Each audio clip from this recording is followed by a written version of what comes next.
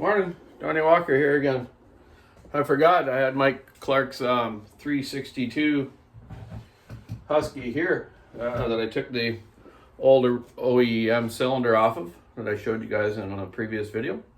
And I just did a video of me porting his brand new OEM 372 transfer work, exhaust work, intake work. Now I'm going to assemble it, show you how I assemble them. Just wanted to give you actually a quick show outside too. It's a beautiful day today here. No rain, no wind, just sunshine. Okay? Creek's flowing nice and slow now and clear after the storms. Sunshine. Give you a little tour of Johnny's man cave that's coming along. I showed you before. Anyways, just a good day to be alive. So let's have some fun. Let's put some power saws together. Okay, let's start off here. We'll assemble the piston onto the conrod. I like to lay out all my parts, get my cylinder bolts all ready and all my pieces here all cleaned up, ready to go. I've already gone over the carburetor on the saw. It's a great Walbro HD carburetor. One of the best carbs going, I believe. Like the old Tillotson too, eh? It's just never failed me much. I get the odd one that has a problem later on if it's really old. You know, maybe the check valves or something inside get bad, but overall, maybe only replaced, 20 in the last 20 years. So that's pretty good. Usually throw a carb kit in them and they get going again. Needle and seats never usually leak unless there's something really rotten in there. So anyways, okay. So got our piston, got it all chamfered, a little machining done to it. Let's put it on the rod. Hope you guys can see not too bad here. This OEM kit comes with the brand new wrist pin, top end bearing, rings and piston and cylinder, of course. Lube up the bearing. I always have a squirt gun here with 2-stroke oil in it. Give it some oil, put her in there, into the rod. Bottom end, I give it a little bit of oil to the side bearings and the conrod. It'll smoke a bit when you start up, but everything will be nice and lubricated. I've already cleaned my surface where my cylinder is going to sit. I'm not going to use a gasket on this. I'm going to put some sealant on it. And I use gasket maker, Permatex Power Sport gasket maker. It gives Moto Seal, it's called. It gives me a couple thou on it when you put it on. Okay, piston rings are on. I'm going to give them a little bit of oil. A little bit on the skirt, a little on the wrist pin, just roll it around my fingers and now they're all oily. Okay, which way does the piston go on? Hey, can anyone tell me that out there? Typical 2-stroke, almost every brand, kind, motorcycle, go-kart, chainsaw, weed eater, blower, 2-stroke. The arrow on the top of the piston goes towards the exhaust. Ring locators are pretty much always on the intake or on the sides between the transfer and the exhaust. And that's another thing you gotta watch when you're porting. You just watch me port, there's some stuff. Really watch it on the new stills. The ring locator pin is right between the transfer ports and the exhaust. You can't go too wide on those ports. I already made a mistake last year on a 661, which I overlooked. I don't know how I did, but I did. Everyone makes mistakes, eh? So I can admit it. So I redid it for the fella. It was down in the States. He ran it for, I don't know, 20 minutes. It blew up. Caught a ring. So I never do that now. You learn, right? Okay, slid the piston over, the pin through. Now I'm going to put the second circlip in. I already had one in the piston. Make sure you get the circlips in good, give them a little rotation. Just make sure they're seated right. There's nothing worse than a wrist pin clip coming out and ruining your top end and your motor. Good pair of needle nose, get it in there, you can hear them snap in. Yeah, just rotate it around, look at it, make sure it's in there good. Yep, that one's good on that side. Let's check our other side. Just in case, you know, when I put it together earlier, it wasn't in quite right, but it is. Okay. So piston's on. Right way around, arrow to the exhaust. Now I'm going to prepare my cylinder and put the bolts in, put some glue on it and put it on. I have a ring tool here. It's going to squeeze the rings so I put the cylinder over it. You can buy these in multiple packs for all different sizes and cc range of size. You can buy them through Husqvarna or online on Amazon or wherever these days. Years ago, you always had to buy stuff off the dealers or stuff. Nowadays, you can buy anything off the internet.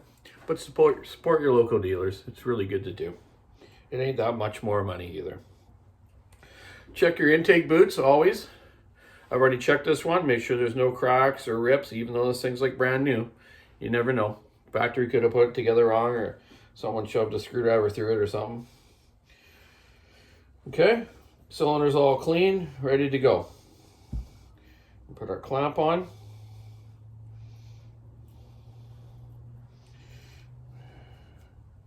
Get our boot over.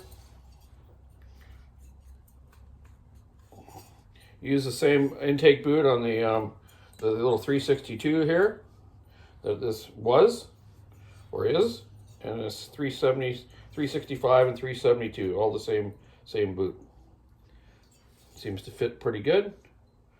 Just get your little marks lined up on the sides. Make sure it's on all the way and in the right position, and tighten your clamp up.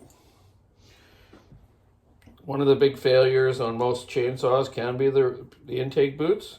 Husqvarna makes a winter one and a summer one, so a different material of the rubber, because in the cold weather they have cracked and broken. And sometimes a guy will stretch a saw or on a still or a husky, where they got to remember, on a still your gas tank's separate to the motor, so you break a mount and pull on it, you can rip the boot. Husky, you really can't, because it's all contacted this way. Or they just rot out. Sometimes they rot from sitting. Yeah. Or some guys with the 375 builds with the X torque, you got to watch that, because the X torque sits down farther. You got to watch it doesn't rub in this part of the plastic here. Anyways, okay, carb boot's on. It's tight. Now I'm going to apply my glue to the base of the cylinder. You don't need to put a lot on. It'll just seep out the sides. So I just use a nice little flat blade tuning screwdriver. I like these old ones. They got a little magnet on the end, so you can pick up stuff if you drop them. Kind of cool. It's hard to get those anymore. Okay, so I put it kind of on the screwdriver and just work it all around. Nice even coat. Done this for years. 372s, leave the gasket out for better squish. I don't turn down the cylinders on these. They're work saws, and you know, I've said it a million times about carbon buildup. Unless you're running super good oil and super good gas all the time, and once in a while taking your saw apart to clean it, which most people don't. Why would you really, I guess, especially when you're working with it. Yeah, so there's no need to go any more than what I've done this way. Squish is perfect, and we'll go over that later. I just want to do this semi with you. 394s, same thing. We just glue up the base of the cylinder and then make the squish a little better on those. 395s, they're a little close. I don't like doing them. Running a thinner gasket would be a bit better, but I don't. I like this bigger displacement saws. I don't run the squish as tight as I do on smaller ones, unless it's a racing saw and you know you're tuning it right, you know, and you're not getting all that carbon buildup. I see some motors, like some of my customers used to run Chevron good octane, the Chevron mix oil, or Castrol super 2-stroke oil.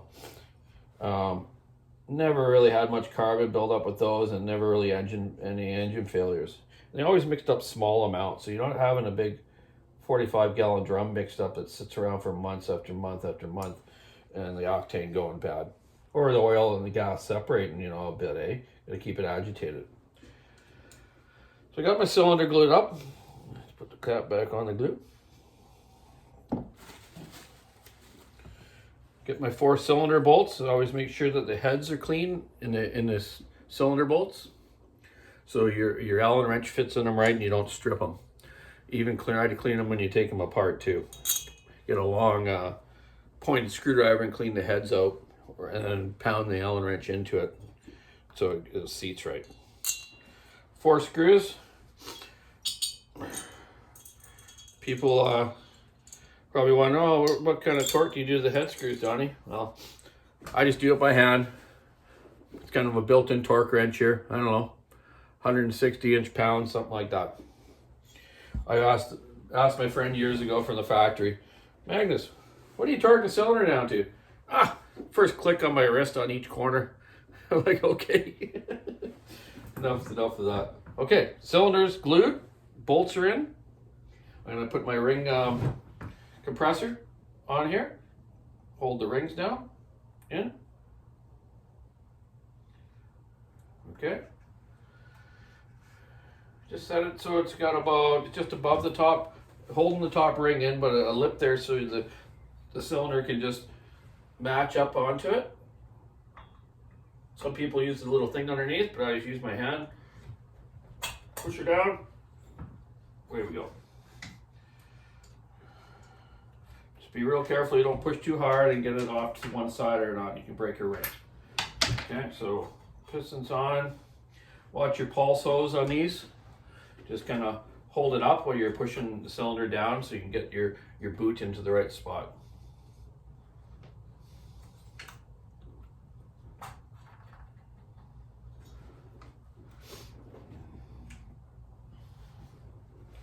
So your Allen wrench ready. Start one bolt.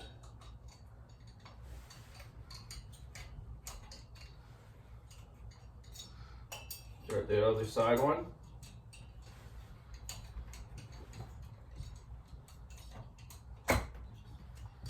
Okay.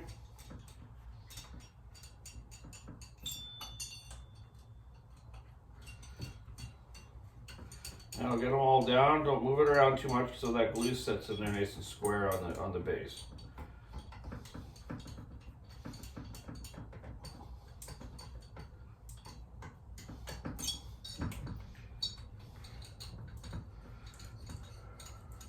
Don't use an impact.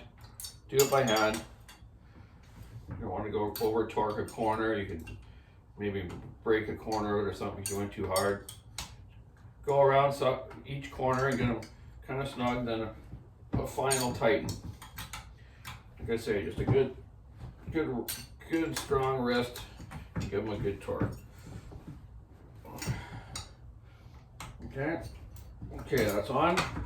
Turn it over. Make sure it's spinning okay. Yep, it's fine. Okay. Now you can take and feed your pulse line to the hole of the carburetor boot there. And that runs your fuel pump diaphragm in your carburetor. Use a pair of needle nose. Get it in there, give it a little pull. There you go. So after that, we're going to put the carburetor on and hook up our lines. Pulse line, fuel line, inspect your fuel line, make sure there's no holes in it. You can either pressurize it from where the fuel filter bolts on or plugs on to the carburetor, make sure it's okay, or just visually inspect it. I visually inspect it and pump it. Throttle cable's in good shape. Got to watch the throttle cables on old 372s, 365s. They'll wear through the sheathing, and then the thing will start sticking on you. Carburetor's been checked over. It's all good. Now, let's get our air filter adapter on. Just push it over this rubber grommet. For the hold down holder. So pretty new, so it's nice and tight. There we go. Get that happening. Carburetor on. You can close the choke if you want. It makes it a little easier just to position properly. Make sure your lines aren't in the way of where you're going to bolt it in onto the carb boot or the intake manifold. Put throttle cable on now or after, it doesn't matter. And find your 2 carb bolts. They're the long skinny ones, obviously, the only ones like this in the saw. 3mm Allen wrench. Make sure the heads are clean again, just like the other bolts for the cylinder bolts. Put it in, start one, put the other one in, start it. Again, make sure your hoses aren't in the way. Hook them up here in a second. These saws are pretty easy to work on.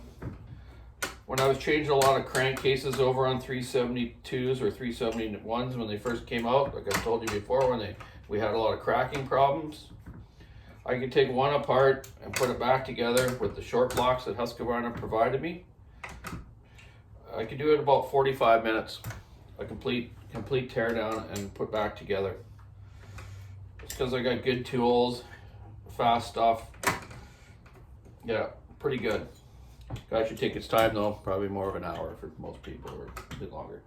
Make sure they're tight, good, okay. The throttle cable, they're pretty simple. You just basically, they snap in and out. You just, if you hold it open by hand, you can take the throttle cable off, put it back in, let it go, voila, away you go. Pulse line is the first fitting in front of the carburetor. The pulse, as you turn the motor over, the vacuum and pressure will make that fuel pump move up and down and pump your fuel from your gas tank to your carburetor. Then as you choke it, it's getting all the fuel to your circuitry, all your diffuser jets, and away you go. I preset this carburetor at a general setting that I would do, about 1 1/4 on the low and about 3/4 on the high. I'm going to finish putting this together at the other shop because the muffler's there. Forgot about that. I'm going to put some pipes on it, put it on, and away we go. I'm also going to change the ignition from this 13.6 rev limiter ignition to the black non-rev limiter. Then I'll set the top RPM at the other shop when I get it all together. So there we go. I'll also put the clutch back on. I had this off to put the timing degree wheel on, which I showed you. I timed the 362, and I'll tell you what these are later. So I have to put the clutch back on, the muffler on when I get to the other shop. I might throw them some bigger bucking spikes on. I have lots of them because I put bigger ones on for the pro saws. I have lots laying around, so I'll give them a pair of bigger bucking spikes for no charge. So yeah, okay, that's it. That's Mike Clark's son's 372 build that I'm doing out of the 362. The old jugs here I'll send back to him in case he has an old 365 or 372 that blows up. Throw this on there and you got another motor. That's worth, you know, probably $350 to buy brand new, so you want to keep that. I'll put the compression release back in later and whatnot, and finish putting it together, run it out the shop later, and give you a video of that. And maybe what I'll do with this one is put that laser thing on there so we can do a couple cuts with it and get the blocks the exact same measurement. Okay, there you go, man. Donny Walker out. Keep your saw on the wood, stick on the ice, rubber on the road. Check out the online store. Have a great day, and we'll show you running it later.